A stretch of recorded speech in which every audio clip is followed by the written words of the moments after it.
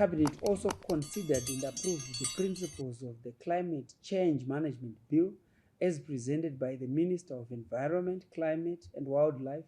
Honorable N.M. Ndlovu. The nation is advised that the Climate Change Management Bill will provide for the national climate change response through integration of climate change, mitigation and adaptation actions in development, planning and budgeting processes. The proposed bill will provide for the regulation of greenhouse gas emissions, facilitate low carbon development technologies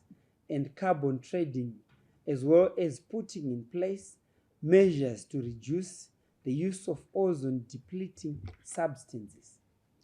The proposed bill will create obligations for the public and private sector stakeholders to collect, archive, and share activity data that is utilized in the compilation of national greenhouse gas inventories, climate risk, and vulnerability impacts. The bill will also provide for the establishment of the designated national authority and the National Climate Fund to support the implementation of climate change adaptation and mitigation actions provided for in the National Climate Policy. The fund will be financed by a percentage of the proceeds from carbon credits, trading, the fiscus, and multilateral climate finance mechanisms such as the Green Climate Fund and the Adaptation Fund, among others.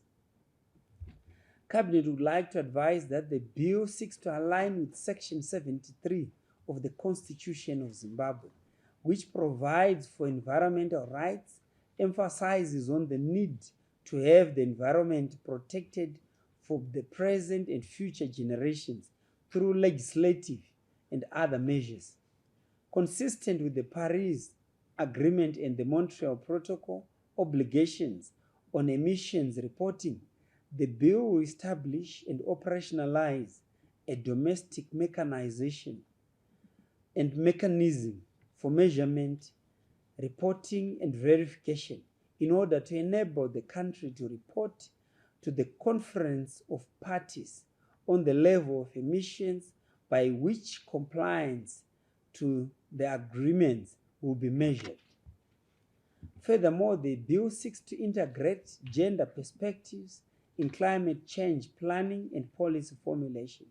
including the different experiences of men and women in the design, implementation, monitoring, and evaluation of policies and programs.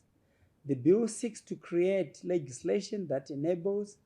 Zimbabwe to effectively respond to the impacts of climate change, to build climate resilience and promote low carbon development, as well as to establish a climate change fund and also to comply with international obligations on climate change management and ozone layer protection.